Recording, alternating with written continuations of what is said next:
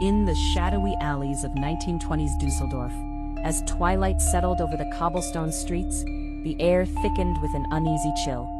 The gas lamps flickered like the hearts of the terrified citizens who spent their evenings peering into the darkness, fearing the presence of a malevolent shadow. This was the era when a name sent shivers down the spines of mothers and children alike. Peter Kürten, the infamous vampire of Düsseldorf. Born in 1883 near Cologne, Kürten's life began in the murky depths of a troubled childhood. He was a boy with a storm brewing inside, a tempest that erupted into criminal behavior by the tender age of 9, when he found himself in a reform school, the first of many institutions that would attempt to tame his wild spirit.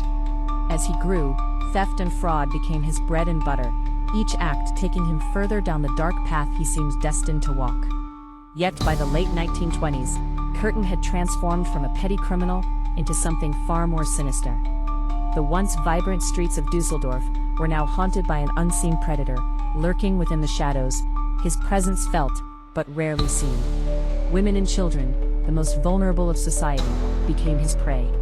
With a heart as cold as the steel of his knife, he stalked his victims, the thrill of the hunt igniting a savage pleasure in him. His attacks were ferocious. Strangulation and stabbing were merely tools in his arsenal of horror, each act increasingly brutal, each victim a trophy of his monstrous appetite. Rumors spread like wildfire, whispers of his chilling confession to authorities that he had drunk the blood of his victims. This macabre detail birthed the haunting moniker, the Vampire of Düsseldorf. For months, the populace lived in a state of paralyzed fear, hearts racing at every creak of the night, every rustle of leaves. As investigators slowly pieced together the horror of Kürten's actions, a grotesque picture emerged of a man devoid of remorse. During his trial, he spoke with an unsettling glee, recounting the pleasure he derived from inflicting pain, his eyes glinting with a twisted excitement. The public, both horrified and captivated, followed the case with a morbid fascination, each gruesome detail feeding their nightmares. Eventually, Kürten's reign of terror came to a crashing halt. Found guilty of several murders, he was sentenced to death.